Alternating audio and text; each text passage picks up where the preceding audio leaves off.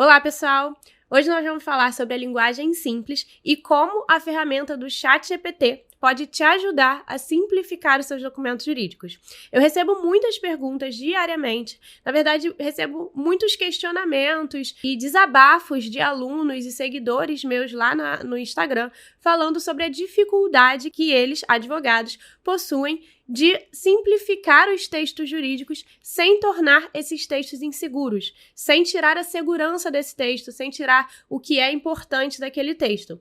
E aí, eu falei que eu ia gravar um vídeo, falando sobre como a gente pode ter essa ajuda com o ChatGPT, mas obviamente que o ChatGPT é uma ferramenta que ajuda muito no nosso dia a dia. É uma tecnologia que veio para somar na advocacia, mas a gente precisa da técnica, a gente precisa conhecer o que a gente está fazendo, a gente precisa conhecer os princípios e a base daquilo que a gente está fazendo antes de aplicar no ChatGPT para a gente ter um resultado ainda melhor com ele. Então, eu vou falar um pouquinho sobre a linguagem simples, como a gente pode utilizar ela no nosso dia a dia, como a gente pode entender o nosso texto e começar a raciocinar ele, e até mesmo antes da gente usar o ChatGPT, a gente já ter feito um texto mais simples, com uma linguagem menos rebuscada, com menos juridiquês, e a partir daí a gente vai aplicar esse conhecimento, essas técnicas todas dentro do ChatGPT para a gente conseguir utilizar essa ferramenta da melhor forma possível. Então, para isso, eu vou dar uma breve introduzida no tema de linguagem simples, falar sobre algumas dicas que existem para a gente utilizar a linguagem simples no dia a dia jurídico e depois a gente faz um teste aqui para vocês verem que o ChatGPT pode sim auxiliar a gente no nosso dia a dia jurídico. Então vamos lá. Linguagem simples. Quando a gente fala em linguagem simples, quando a gente escreve um texto ou quando a gente lê um texto, as perguntas que a gente deve fazer para saber se aquele texto está em linguagem simples são as seguintes. O nosso público acha com facilidade o que ele precisa no documento? O nosso público entende o que ele procura no primeiro contato dele com a leitura? O nosso público consegue entender o conteúdo de forma fácil, sem precisar reler o texto várias vezes ou pedir explicações para outra pessoa? E aí, gente, isso diz respeito a qualquer tipo de documento. Como vocês sabem, aqui o canal é um canal para conteúdos de contratos e de legal design.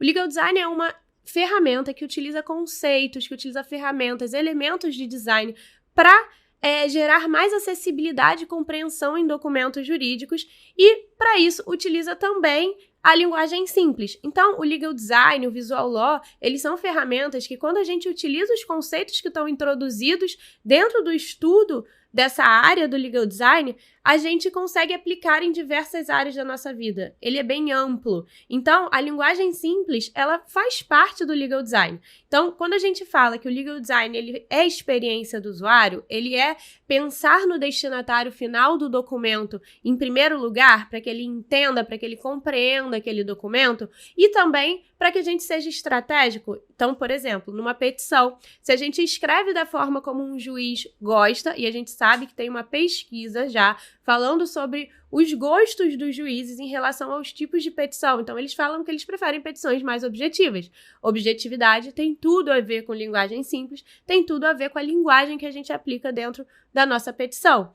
Então, quando a gente fala em experiência do usuário, a gente pensa exatamente nessas perguntas, em olhar o nosso texto, parar e perceber se aquele texto está sendo agradável, está sendo compreendido pelo nosso público final. Então, essas 3 perguntas que eu coloquei aqui para vocês dizem respeito a exatamente isso. O nosso público, o nosso destinatário final daquele documento, ele lê aquele texto e consegue compreender rápido? Ele precisa ler várias vezes para entender? Porque se isso acontece, atrapalha a interpretação e, assim, atrapalha e tem como consequência diversas coisas negativas. Como, por exemplo, no ramo do consultivo, na parte de contratos. Isso pode atrapalhar o fechamento daquele contrato, atrasar o fechamento daquele contrato. Então, recentemente, eu fiz uma análise de contrato que a gente demorou muito nessa análise porque o contrato estava muito rebuscado, minha cliente não entendia o que estava escrito naquele contrato e, a partir daí, ficou insegura. Então, era uma relação que poderia ser resolvida bem mais rápido, que aquele contrato poderia ser fechado bem mais rápido,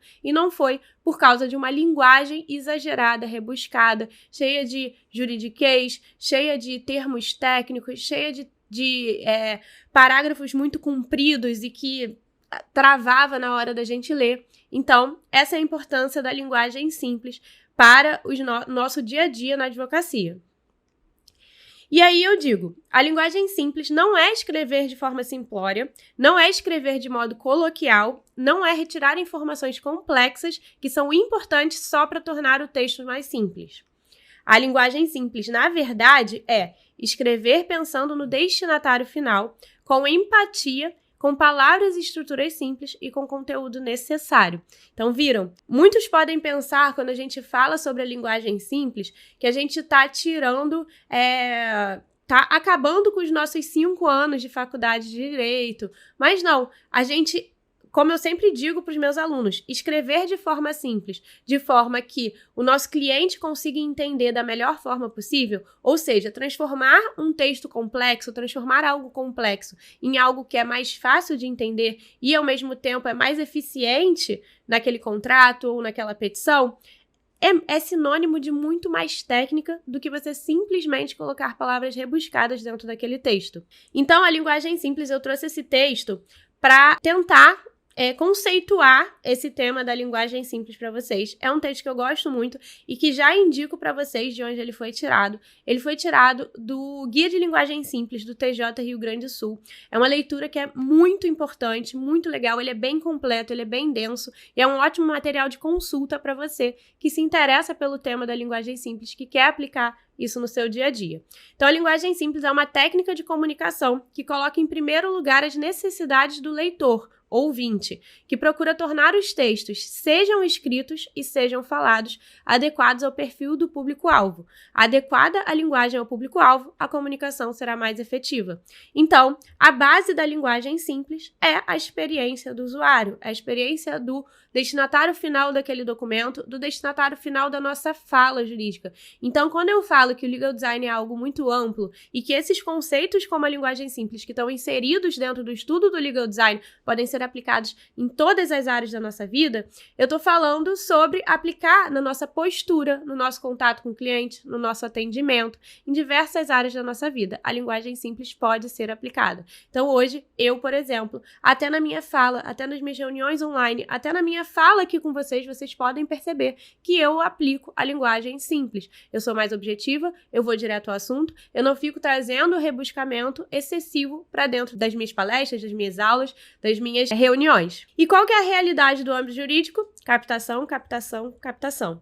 E aí, eu falo isso porque eu tive a oportunidade de estar dentro de escritório de advocacia, tive a oportunidade de atuar de forma autônoma, e dentro do universo jurídico é muito comum que os profissionais acabem se preocupando muito com a captação.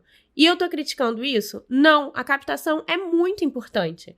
Mas quando a gente começa a perceber que existem outras coisas que a gente pode fazer e melhorar no nosso dia a dia, na nossa gestão, para consequentemente ter uma melhor captação, a gente consegue ter uma outra visão sobre o mundo jurídico. Então, a linguagem simples, ela é um instrumento para você melhorar a experiência do seu cliente e, ao mesmo tempo, aumentar a sua manutenção de cliente e a sua prospecção de cliente. Porque o cliente que está satisfeito com você vai te indicar para outros clientes e, a partir daí, você vai ter a melhor forma de captação, que é a indicação de alguém que já validou o seu trabalho. Então, a linguagem simples, só para trazer alguns dados para vocês, é um movimento mundial aplicado em diversos setores da sociedade e no mundo jurídico é uma inovação, porque muda a forma de escrita tradicional dos operadores do direito. Então, se você está nesse vídeo porque você quer modernizar a sua advocacia, porque você quer inovar na sua advocacia, a linguagem simples é um excelente primeiro passo para você dar para reestruturar a sua forma de pensar o universo jurídico. Então, ela já é utilizada em mais de 10 países pelo mundo que aderiram ao movimento Linguagem Simples. Na lei de escrita fácil, lá dos Estados Unidos, há uma obrigação do uso de linguagem simples em documentos públicos que dizem respeito a benefícios, direitos e cobranças de impostos. São assuntos importantes que são relevantes para a sociedade e para as pessoas que muitas vezes não têm conhecimento técnico jurídico e, por isso, lá nos Estados Unidos, existe essa lei de escrita fácil para as pessoas que são as interessadas entenderem sobre esses textos, esses assuntos. No Brasil, já existe a Lei de Acesso à Informação, que garante o direito de acesso à informação de forma transparente, clara e em linguagem de fácil compreensão. E aí, quando a gente fala sobre essa lei, vocês podem ver que é muito similar a muitas leis que já surgiram mais recentemente e que falam sobre essa clareza. Então, vocês vão ver muito essa palavra clareza nas próximas legislações, porque já está sendo trazido para o Brasil essa ideia de que a linguagem simples é algo que pode auxiliar e muito no dia a dia do universo jurídico. E o acesso à justiça mesmo, porque a partir do momento que a gente para de pensar que nós advogados, nós operadores do direito, temos que entender aqueles documentos e não a população, que é a mais interessada muitas vezes naqueles documentos, a gente não está trazendo acesso à justiça, a gente não está priorizando o acesso à justiça, que é tão importante no nosso ordenamento jurídico. No Código de Processo Civil, ao exigir a fundamentação de tutela provisória, utiliza os adjetivos claro e preciso. Mais uma vez, a clareza está aí, que é um dos elementos mais importantes também da linguagem simples. A Lei Nacional de Defesa do Usuário dos Serviços Públicos também determina a utilização da linguagem simples e compreensível, evitando o uso de siglas, jargões e estrangeirismos. Jargões, vocês sabem que é a questão do juridiquês, que a gente vai falar um pouquinho mais à frente. A exigência de informações claras e precisas também é estabelecida pela Lei Geral de Proteção de Dados, que também é uma legislação recente e que já traz essa ideia da clareza. A primeira edição do Manual de Redação da Presidência da República já mencionava a linguagem simples, e aqui tem alguns exemplos do que está dentro do Manual de Redação da Presidência da República. Utilizar palavras e expressões simples em seu sentido comum, salvo quando o texto versar sobre assunto técnico, hipótese em que se utilizará a nomenclatura própria da área. Usar frases curtas, bem estruturadas, apresentar as orações na ordem direta e evitar intercalações excessivas. Em certas ocasiões, para evitar ambiguidade, sugere-se a adoção da ordem inversa da oração. E a língua culta é contra a pobreza de expressão e não contra a sua simplicidade. E eu coloquei essa frase porque eu gostei muito dela. E é exatamente isso. Escrever de forma simples não é escrever de forma pobre, não é escrever de forma atécnica, não é escrever de forma simplória. É somente escrever de forma que a pessoa que vai ler vai compreender e vai entender da melhor forma. E qual é o principal princípio da linguagem simples? Procure saber quem é o seu público-alvo. E aí eu trouxe esse trecho também, que é exatamente tudo que traduz o que a gente está falando. Escreva para doutores, caso seja essa a titulação do seu público. E escreva para pessoas do ensino fundamental, caso seu público possua essa formação. Jamais inverta. Se você não souber quem é o seu público, escreva pensando nas pessoas que terão mais dificuldade de ler. Assim, seu texto será compreendido por todos. Então, a ideia da linguagem simples é exatamente essa. É escrever para quem importa, para quem está ali do outro lado. E isso é um exercício de empatia também. E vocês devem estar pensando, Gabi, eu entrei aqui porque eu quero ver algo prático, eu quero ver como você vai me ajudar com isso. E aí, eu te pergunto, escrever bem e de forma objetiva é treinável? Tudo na vida é treinável. Então, escrever bem de forma objetiva também é treinável e existem algumas ferramentas algumas qualidades do texto que a gente pode conhecer e que a gente pode se atentar nos nossos textos para isso se tornar um hábito mais comum no nosso dia a dia. Então, a primeira coisa que a gente tem que ter em mente e tem que observar é a clareza. A clareza é a qualidade mais importante do texto, e a clareza é uma questão de empatia e de colocar-se no lugar do outro. Devemos deixar as coisas claras para o leitor, para quem é o destinatário final daquele documento. Escrever de maneira clara é observar as qualidades da escrita e principalmente a concisão e a coerência. E aí já vamos passar para a concisão e coerência. Concisão consiste em eliminar tudo o que é supérfluo e acessório e preservar o essencial. O texto deve ser do tamanho necessário para comunicar o que tem a dizer de forma simples. E aí eu te pergunto, isso significa que o texto não pode ser longo? Não, não tem nada a ver uma coisa com a outra. Se o texto for longo e tiver exatamente o que precisa estar ali, e sem enrolação, sem rebuscamento excessivo, ele está claro, independente do tamanho dele ou não. Então, a gente sabe que no meio jurídico, muitas vezes a gente precisa fazer um texto longo, porque a gente tem informações que são relevantes ali, mas isso não significa que ele está deixando de ser conciso, que ele está deixando de ser claro. Então, eu trouxe um exemplo aqui para vocês. de um contrato que eu fiz uma análise, né?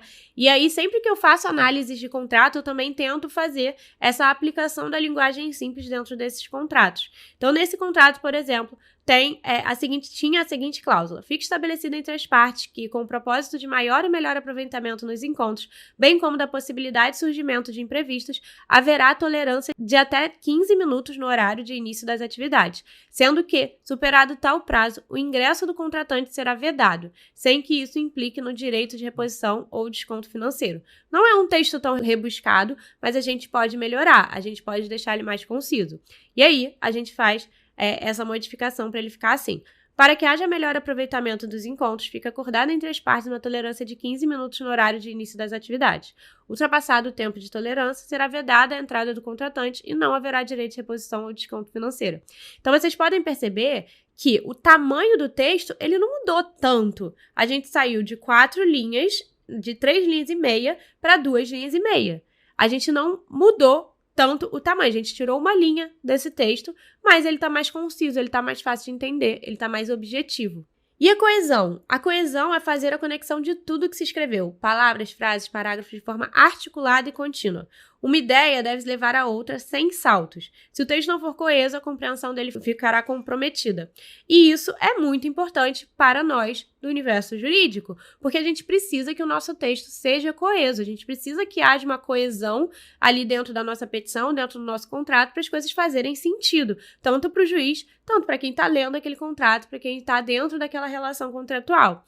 Então, um exemplo que pode auxiliar nessa questão da coesão é a utilização dos pronomes corretamente, palavras que retomam outras palavras, expressões, conjunções e preposições, o por isso, o isso porque, são coisas que a gente consegue colocar dentro das nossas frases, dos nossos parágrafos, para poder trazer essa coesão para o nosso texto. E a coerência textual é responsável pela percepção de uma unidade de sentido. A coerência está presente quando o texto faz sentido e é comunicado de forma harmoniosa, quando se está presente uma relação lógica entre as ideias apresentadas. Um texto incoerente compromete a clareza e o entendimento da mensagem. O uso indevido de conjunções gera incoerência. Um exemplo comum é o embora. Muitas pessoas utilizam o embora de forma equivocada. Então, utilizam o embora sem ser com o objetivo que ele de fato tem. E aí eu trouxe um exemplo em contratos também de informações que estão incoerentes dentro de um contrato, que é esse exemplo. Nesse mesmo contrato tinha essa cláusula: o presente contrato terá vigência de 12 meses, passando a vigorar a partir da data da sua assinatura e compra. E aí a data do início do contrato tá como 15/12/2022, data final 14/3/2023. Ou seja, ele diz ao mesmo tempo que terá vigência de 12 meses e que ele tem início em dezembro e fim em março, ou seja, 3 meses de contrato. Precisão. Outra qualidade do texto que impacta diretamente no juridiquês, e essa é uma das mais importantes para nós.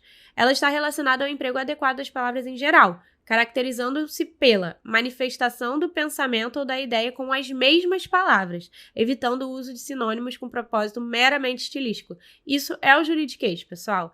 O juridiquês é a gente trazer palavras mais rebuscadas, mais técnicas, para expressar algo que a gente podia expressar de forma mais simplificada. Então, o juridiquês, ele traz essa falta de precisão para o texto, porque deixa o texto mais truncado, mais travado.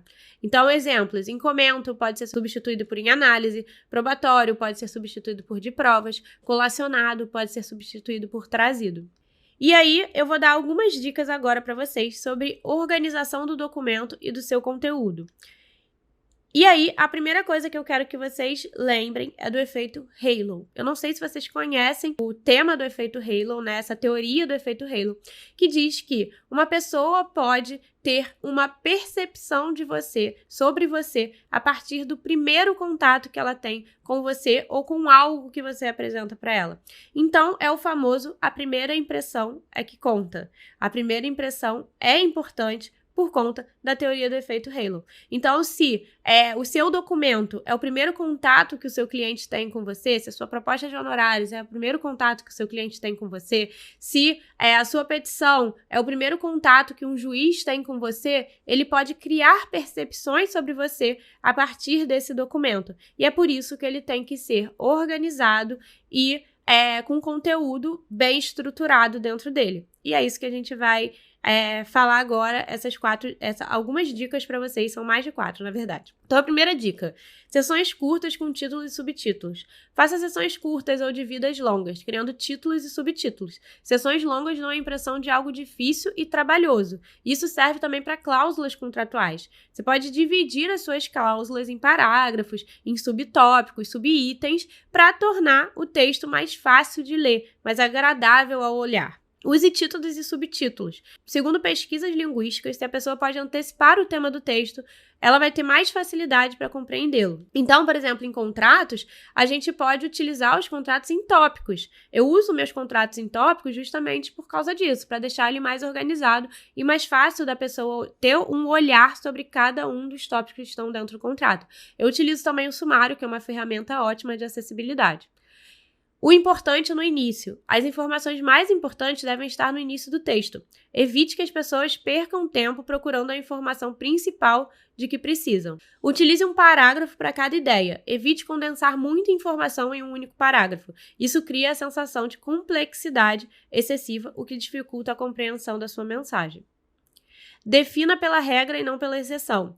Diga e descreva a quem se aplica ao invés de quem não se aplica. Só defina pelas exceções se a alternativa for uma lista muito longa ou uma descrição muito complexa.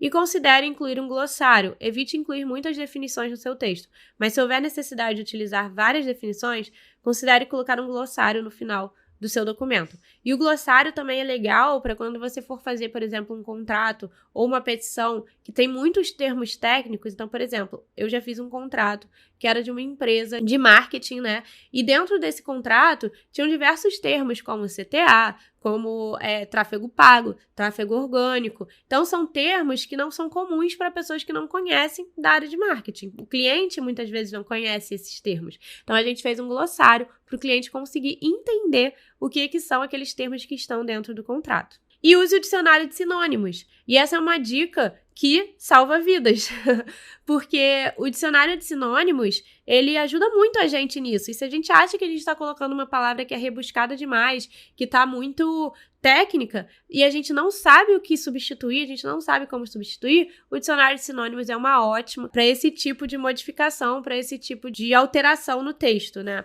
Então, utilize o dicionário de sinônimos. Eu utilizo muito o dicionário de sinônimos, eu acho que é a ferramenta que eu mais utilizo quando eu estou escrevendo textos que eu quero que a linguagem fique mais simples. Palavras estrangeiras. A gente pode evitar também essas palavras estrangeiras que são muito utilizadas no juridiquês, né? Como esses termos em latim, por exemplo. Então, por exemplo, ipso facto, a gente pode substituir pelo mesmo fato, por isso mesmo.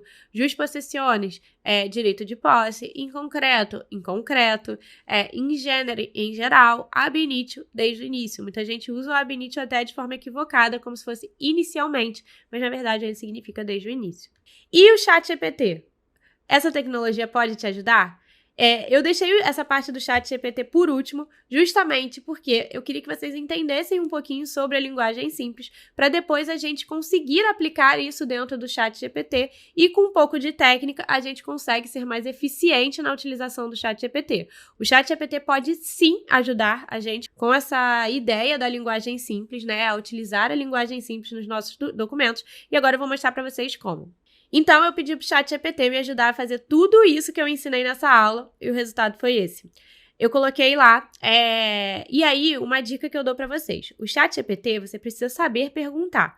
Então, você tem que trazer os termos técnicos mesmo das coisas que você estudou para você perguntar da melhor forma para ele dar uma informação mais precisa. Então, eu perguntei para ele assim: simplifique a redação do parágrafo abaixo utilizando técnicas de UX Writing e Plain Language. O que é UX Writing? É a escrita estratégica. Então, eu já sei sobre a escrita estratégica, o que é que ela significa, e eu coloquei isso no meu pedido. A escrita estratégica é uma escrita voltada para o usuário final, uma escrita que ajuda a gente a alcançar um objetivo. E o Plain Language nada mais é do que a linguagem simples. É um termo mais técnico para a linguagem simples, mas eu vou mostrar para vocês um exemplo também pedindo com a linguagem simples. E aí eu botei um trecho de uma petição qualquer, tá? Para vocês verem o que ele colocou para mim. Botei esse trecho. Prima salientar que em seu artigo 31, parágrafo 2º, a referida norma prevê que para o gozo do direito assegurado no caput, qual seja a manutenção como beneficiário nas mesmas condições de cobertura assistencial de que gozavam quando a vigência do contrato de trabalho, observar-se-ão as mesmas condições estabelecidas nos parágrafos 2, 3, 4, 5, 6 do artigo 30. E aí, eu pedi para ele simplificar e ele simplificou para mim. É importante destacar, então a gente começa com a introdução do texto. Prima salientar. Prima salientar é uma expressão muito utilizada no meio jurídico em petições. A gente precisa utilizar essa petição que é tão rebuscada, né, que é tão pesada? Não, a gente pode utilizar o é importante destacar, e ele já fez isso pra gente. Que, de acordo com o artigo 31, parágrafo 2º da lei mencionada, para ter o direito de continuar sendo beneficiário com as mesmas condições de cobertura assistencial do contrato de trabalho anterior, é necessário seguir as mesmas condições estabelecidas nos parágrafos 2º, 3º, 4º, 5º, 6º do artigo 30. Então, ele deixou de uma forma mais leve, mais fácil de entender. E aí, eu vou mostrar para vocês agora na prática um exemplo, porque aqui eu quis trazer para vocês dentro do PDF, né, da apresentação, mas agora eu vou fazer o passo a passo aqui com vocês. E aí, aqui eu já tô dentro do ChatGPT. Essa é a página inicial, né? Vocês vão fazer o cadastro de vocês dentro do site do ChatGPT, que é esse site ali, chat.openai.com. E aí, depois que vocês fizerem esse cadastro, vocês vão entrar nessa página aqui. E aí, aqui, vocês vão escrever o que vocês querem que ele faça. Então, a gente pode colocar: reescreva o texto abaixo, utilizando uma linguagem mais simples,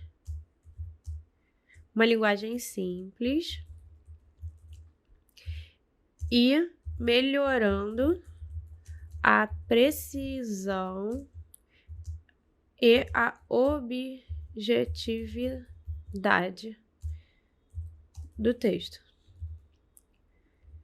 Utilize também a UX